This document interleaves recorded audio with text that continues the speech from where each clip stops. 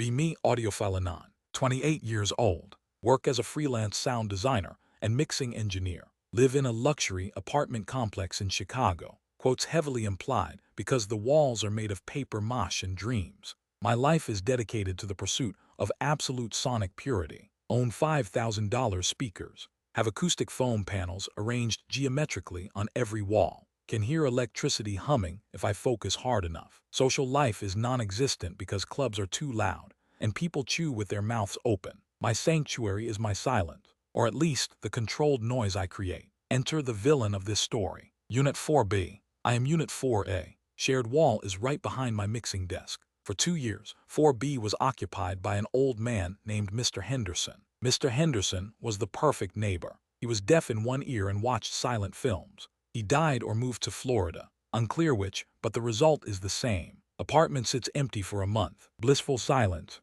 I finished 3 projects ahead of schedule. Life is good. Then comes the moving truck. Tuesday morning, 8:00 a.m. Hear the elevator dinging repeatedly. Thumping, crashing, shouting, pivot, pivot. Someone is actually quoting Friends in current. Already hate them. I put on my noise-canceling headphones and ignore it. Night falls. I'm working on a subtle ambient track for an indie horror game. Need absolute focus. Suddenly, vibration, not sound, just pure bass frequency traveling through the floorboards. Then the screeching starts. It sounds like a cat being strangled by a dying bagpipe. I take off my headphones. It's a cello. Someone is playing the cello directly against our shared wall. And they are playing it badly. Not just bad, off-key, aggressive, bowing like they're trying to saw the instrument in half. I look at the clock. 11:30 p.m. This is a declaration of war. I grab my broom handle, the classic weapon of the disgruntled tenant. Bang on the ceiling wall 3 times.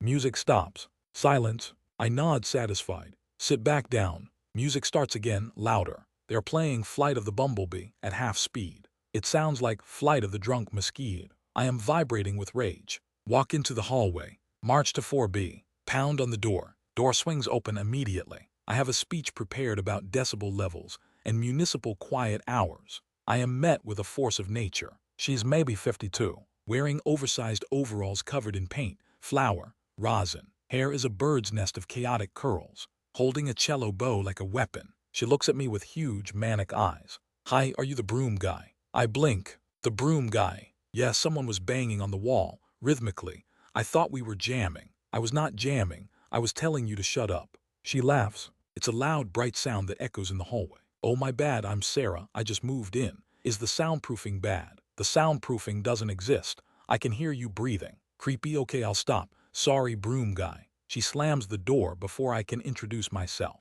I stand there for a minute. Go back to my apartment. It's quiet. Too quiet.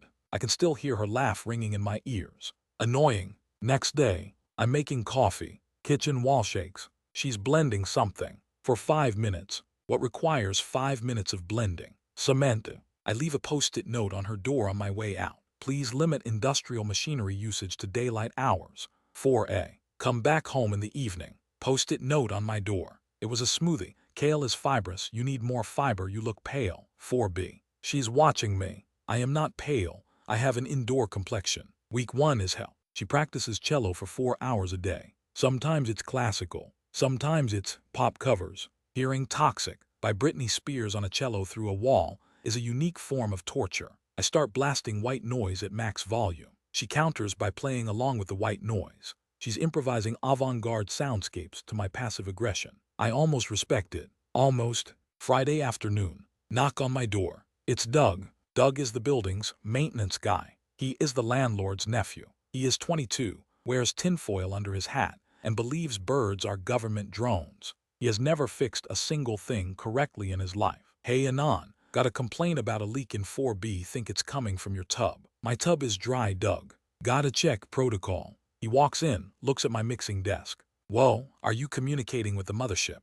I make sound effects, Doug. Right, sound effects. I get it, wink wink. He checks the bathroom, destroys my shower curtain rod. Looks dry, must be the pipes in the wall. Gotta open it up. Please don't. Gotta, Sarah is freaking out. Water everywhere. We go to 4B. Door is open. Apartment is chaos. Sheet music everywhere. Half-painted canvases. Plants that look like they're struggling for survival. And a puddle in the middle of the living room. Sarah is standing there holding a bucket. Broom guy, you're flooding me. I am not. Doug says it's the wall. Doug is tapping the wall with a screwdriver. Yeah, definitely ectoplasm. We both look at Doug. Water, Doug, it's water. That's what they want you to think. Sarah looks at me. She rolls her eyes. We share a moment of mutual exasperation. It's the first time we've been on the same side. Okay, she says. While Conspiracy Boy destroys the wall, do you want a cookie? I stress baked. I don't eat sugar during work hours. It's 6 p.m. I work late. Just eat the damn cookie. She shoves a cookie in my mouth. It's incredible.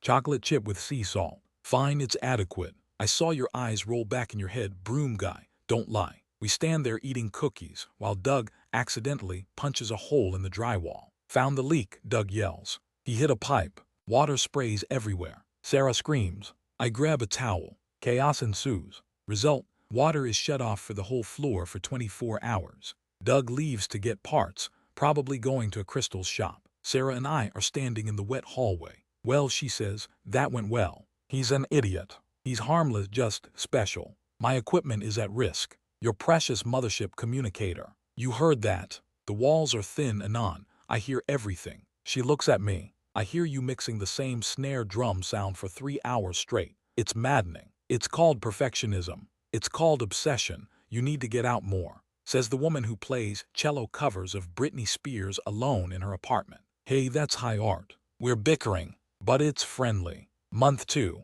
The dynamic shifts. We are no longer enemies. We are reluctant allies against the building's incompetence. She texts me. We exchange numbers for emergencies. Doug is on the roof fighting a pigeon. I think the internet is going to go out. 2 minutes later, internet goes out. I text back, come over, I have a hotspot. She comes over, brings her cello. Absolutely not. I need to practice. I have an audition. For what? The City Symphony, second chair. Wait, she's actually good. I thought you just played bad pop covers. That's for fun, this is serious. She sits on my couch, starts playing Bach, Suite No. 1 in G major. And, holy shit, in the room without the wall filtering it. It's rich, warm, resonant. She's not just good. She's phenomenal, technically precise, but with this raw, chaotic emotion. I close my eyes. I'm analyzing the frequencies automatically. The scratch of the bow, the breathing. It's beautiful. She finishes, looks at me, nervous. Well,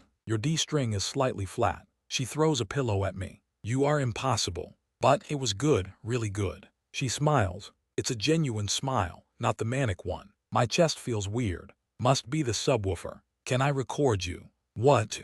The acoustics in here are treated. Your apartment sounds like a bathroom. If you want to hear how you really sound for the audition, let me record you. She agrees. We spend the next 4 hours setting up mics. I become obsessed with capturing the perfect sound. Move the mic 2 inches. Play it again. Anon, my fingers are bleeding. Again, the emotional swell was weak. She glares at me but does it. We work until 3 a.m. Finally, we listen to the playback. She sits in my expensive ergonomic chair. I put the headphones on her. She listens. Her eyes tear up. I sound like that. You sound like that. She takes off the headphones. Looks at me. We are very close. Small studio apartment vibes. Thank you, Anon. Nobody's ever listened that closely before. It's my job. Is it? She leans in. Panic exe. I spin the chair around. Okay, session over. Good luck with the audition. She laughs, disappointed. You're an idiot, broom guy. She leaves. I stare at the door. Replay the recording. Sample her breathing. Don't make it creepy. Make a track out of it. It's the best thing I've ever made. Week later, she doesn't get the part. She comes to my door, holding a bottle of cheap wine. Looks devastated. They said I was too expressive, that I didn't blend with the section. That's stupid. You were the best part. Can I come in? My apartment is too quiet. She comes in. We drink the cheap wine. We talk about everything. She grew up in a chaotic house with 6 siblings. Silence makes her anxious. I grew up as an only child with librarian parents. Noise makes me anxious. We are a cosmic joke, she says, or a balancing act. Did I say that? The wine is talking. She falls asleep on my couch. I put a blanket over her. I go to my desk, put on my headphones, but I don't play anything. I just listen to the room tone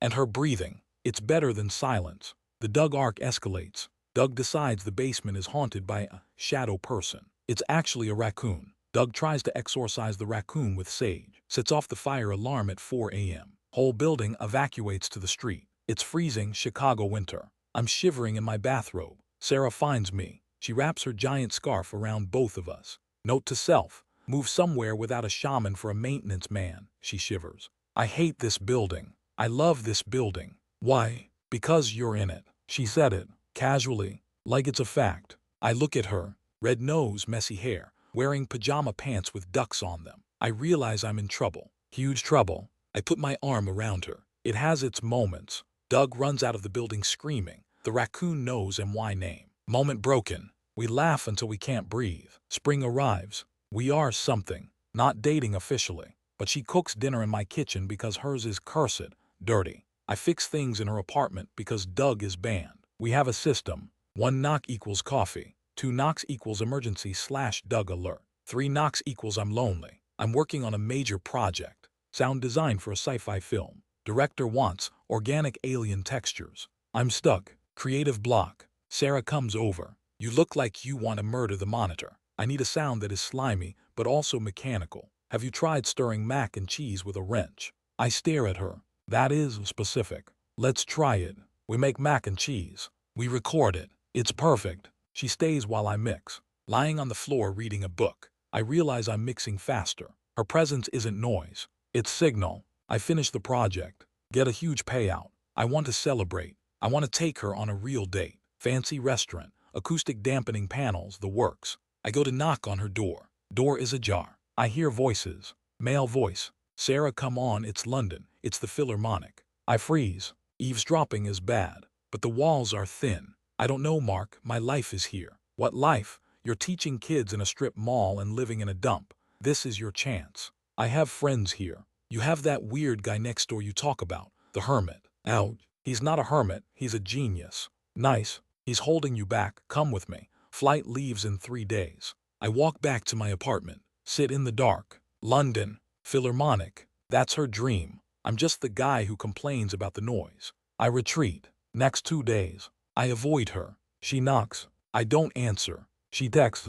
Are you alive? Working, deadline. I'm lying. I'm miserable. I'm looking up apartments in the suburbs. Quiet ones. With thick walls. Friday. The day of the flight. I see Doug in the hallway. He's wearing a tuxedo t-shirt. What's with the getup, Doug? Sarah's leaving party. Sad vibes, man. She gave me her plants, said I have a green aura. I'm gonna kill them in a week. She's leaving today. Yeah, cab's coming in an hour. Panic. Real visceral panic. Forget the noise. Forget the solitude. A life without her crashing into it sounds unbearable. It sounds like silence. And for the first time, silence sounds like death. I run back into my apartment. Grab my portable recorder. Grab my boom mic. Grab the MP3 player I haven't used in years. Run to her door. It's locked. I run to the elevator. Catch her in the lobby. She's with a guy. Tall, wearing a scarf. Looks like he plays the oboe derogatory. Suitcases everywhere. Sarah. She turns. She looks tired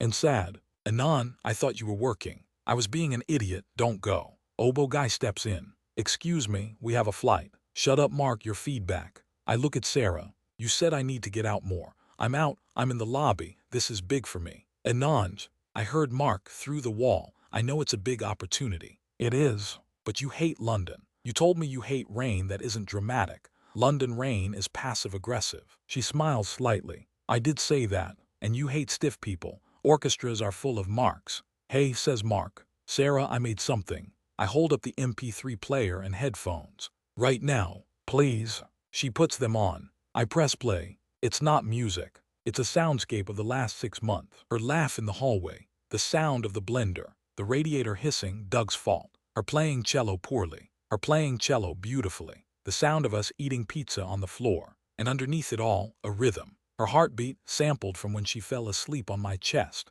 Okay, maybe that's creepy, but I made it work. It's a symphony of chaos. It ends with my voice, recorded quietly. The signal-to-noise ratio is better with you. She takes off the headphones. She's crying. Mark looks confused. What is this? Some kind of mixtape. She looks at Mark. You can have the cab, Mark. What? I'm not going. You're right, it's a dump. But it's my dump. Mark leaves furious, muttering about wasted talent. Sarah looks at me. You recorded my blender. It was in B-flat. It resolved the chord. She tackles me. Hug attack. We fall onto a pile of suitcases. Doug is watching from the mailroom eating popcorn. I knew the aliens were influencing your brainwaves, Doug says. Skip forward 2 years. Be me, 30 years old, still in the same apartment, but we broke the wall down. Literally. Doug helped. It is structurally unsound, but we have a double unit now. One side is soundproof studio, other side is chaos. Sarah plays in a local ensemble that does punk classical fusion. She practices whenever she wants. I mix her albums. We adopted a dog. His name is Fader. He howls when she plays high notes. It is never quiet. Ever. There is always noise. Cello dog blender. Doug knocking on the door to ask if ghosts can travel through Wi-Fi. I put on my noise-canceling headphones sometimes, but I keep the pass-through mode on, just in case I miss something. MFW, the noise is the best part. MFW, I found the perfect frequency.